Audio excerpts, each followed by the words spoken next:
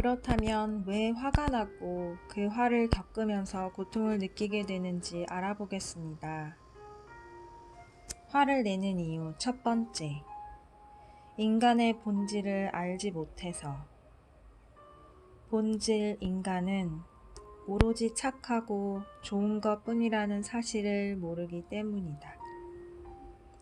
두 번째, 일어난 일, 사건의 본질에 대한 이해의 오류. 일어난 일이나 사건은 자신이 살아온 삶의 방향이 잘못되었기 때문에 좋은 쪽으로 바꾸라는 신호이고, 반항은 사랑의 또 다른 표현인 것을 모르기 때문이다. 세 번째, 자신이 받아온 교육으로 형성된 감정의 틀, 생각의 틀에 상대의 언행이 거슬리기 때문이다. 네 번째, 미래에 대한 두려움, 불안감, 공포심. 인간의 위대성에 대한 믿음이 부족하여 반드시 좋아진다고 지켜볼 힘이 없고, 과거의 생각대로 현재를 인식하고 일어나지도 않은 미래를 미리 걱정하기 때문이다. 다섯 번째, 관심 분야가 다르기 때문이다. 사람들이 상대에 대해 화를 내는 이유가 대개 이런 정도입니다. 화를 내면 제일 먼저 자신이 고통스러워집니다. 자신이 화가 나고 고통을 느끼는 것은 1차적으로는 고통을 느끼는 자신의 본질 가치는 위대하다는 것이고, 둘째는 자신의 현 생활이 본래 완전한 가치를 지닌 자기와 맞지 않고 빈틈이 있기 때문입니다. 그렇다면 고통을 느낄 때에는 맞지 않는 부분을 찾아 빨리 반성해야 하고, 그 고통을 자신이 바른 생활을 하고 있는지 아닌지를 아는 지표로 삼아야 합니다. 이것에 의해 자신의 삶이 바른 방향으로 가게 됩니다. 이렇게 되면 고통으로 느끼는 빈틈은 올바른 삶의 법칙을 깨닫게 하는 위대한 장치가 됩니다. 예를 들어 물이 있습니다. 이 물은 우리를 살게 해주고, 목마를 때 목을 시원하게 해주며, 빨래를 하게 하고 집안을 청결하게 해주고, 곡식과 어패류를 자라게 해주며 수영 등 많은 놀이도 하게 해줍니다. 그러나 강둑이 터지던지 해일이 밀어닥치면 집을 부수고 논밭을 쓸어내리며 심지어 사람의 생명까지 빼앗아 가기도 합니다. 그렇다면 물 자체는 좋은 것도 악한 것도 아니라 물을 지배하는 물질적인 법칙이 인간을 행복하게도 하고 불행하게도 하는 것입니다. 인간이 물의 성질을 바꾸거나 물의 법칙을 바꿀 수도 없습니다.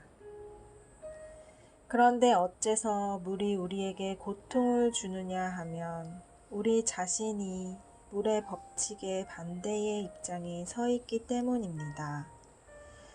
우리가 물의 법칙을 알고 물의 법칙을 사용하는 위치에 선다면, 물은 인간에게 모든 것을 다 바치는 종과 같이 봉사하는 것입니다. 물질의 법칙에 대한 문제였지만, 인간 마음의 법칙도 같은 원리입니다. 인간이 고통을 느끼는 것은 자신의 마음의 법칙인 행복의 반대 방향에 서 있기 때문입니다. 신은 절대로 누구는 행복을 주고 누구는 불행을 주는 편협한 신이 아닙니다. 불행이나 고통을 느낄 때 자신의 마음을 되돌아보고 잘못을 바르게 하는 것에 의해 고통이 치유되고 오히려 찬란한 삶을 살게 됩니다. 마음의 법칙에 바른 방향으로 서기만 한다면 인간의 삶은 위대해집니다.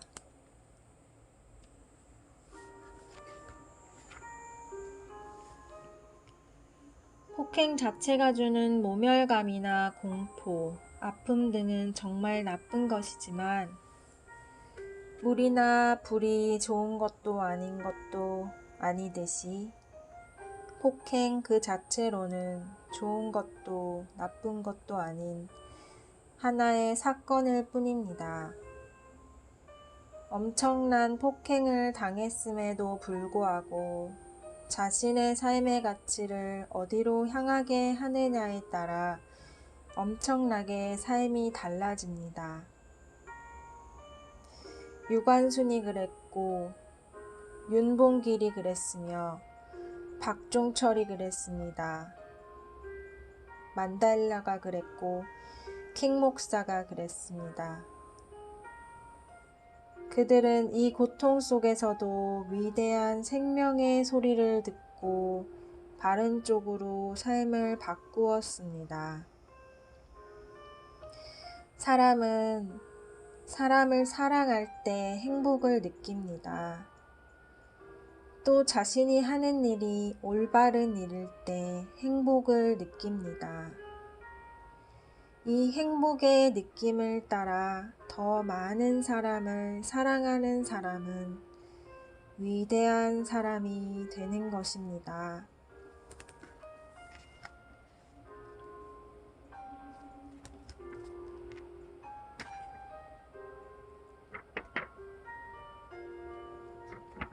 사람이 세상을 살면서 폭행을 가하거나 폭력을 당하게 되는 것은 정말로 나쁜 일이지만 그러한 폭력을 가하거나 당하면서 고통을 느끼는 것은 자신의 생활이 바람직한 삶의 법칙에 부합하는지 아닌지를 아는 지표가 됩니다. 고통을 느끼는 것은 정지 신호입니다. 정지 신호를 지키지 않는다면 병에 걸리거나 사건, 사고 등 재난을 당하게 됩니다. 고통을 느끼게 되는 것은 일상생활에서의 안전장치와 같습니다. 자기의 마음이 나쁜 쪽으로 더 나간다면 인생 전체가 쓸모없게 된다고 일러주는 것이 마음의 고통입니다. 여기에 덧붙여 모든 인간은 사람을 사랑할 때 행복을 느끼고 미워할 때 마음속에서 고통을 느낍니다.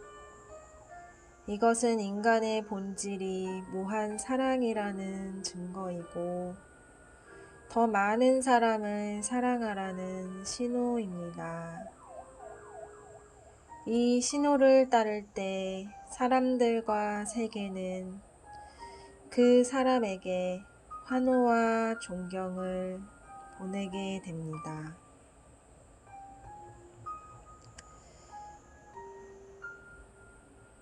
과연 자기가 지금 느끼는 좌절이나 두려움, 괴로움이 진실일까요? 사람이 이 세상에 태어난 이상 이러한 고난이나 번민을 가지지 않은 사람은 없습니다. 그러나 이러한 일은 한때 지나가는 일일 뿐입니다. 아무리 짙은 구름도 본래 하늘의 푸름을 절대로 해치지 못합니다. 어떠한 어둠도 한 줄기 빛 앞에서는 스스로 물러갑니다. 부처님이 참으로 원망하는 마음을 가지고 그 원망을 풀 수 없다. 오직 원망 없는 마음으로만 원망을 풀 수 있다. 이것이 영겁토록 변함이 없는 진리이다. 라고 하셨습니다. 바꾸어 말하면 고난을 원망하는 마음으로는 고난을 없애지 못하고 고난이란 이미 없는 것을 알고 오로지 이미 내재해 있는 원망하지 않는 마음을 내었을 때 고통과 원망은 저절로 사라집니다. 어둠의 마음으로 어둠을 없애려 해서는 안 된다. 오직 빛의 마음을 꺼내기만 하면 어둠의 마음은 스스로 없어진다. 그 외의 마음으로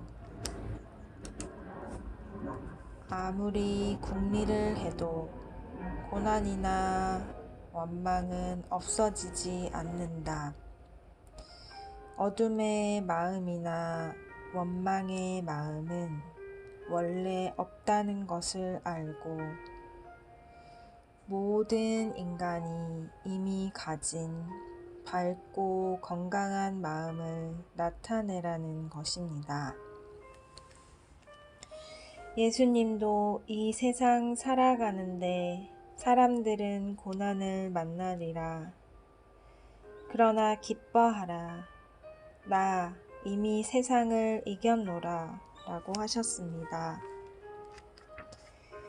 이 말은 어떠한 고난을 만나더라도 인간의 본질은 무한 기쁨이니 기뻐하라고 말씀하신 것입니다.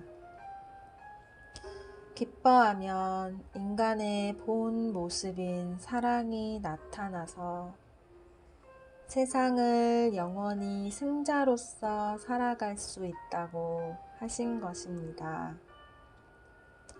나 이미 세상을 이겼노라에 나는 육체 인간을 말하는 것이 아니라 인간의 위대한 생명 자체인 사랑을 지칭합니다. 생명인 인간은 어떠한 고난이 오더라도 사랑으로 살 것이고 사랑으로 사는 사람은 반드시 승자가 됩니다. 왜냐하면 모든 승리자는 사랑으로 살았기 때문입니다. 자기 자신을 사랑해야 합니다. 진실로 자기 자신을 사랑하는 사람은 사랑에 의해 바른 길로 가게 되고 바른 일을 행할 수 있으며 항상 조화롭게 번영만 하여 세상에서 칭송받는 영원한 승자가 됩니다. 사람은 반드시 좋아질 수밖에 없는 위대한 존재입니다. 그대가 승리자입니다. 나 이미 세상을 이겼노라.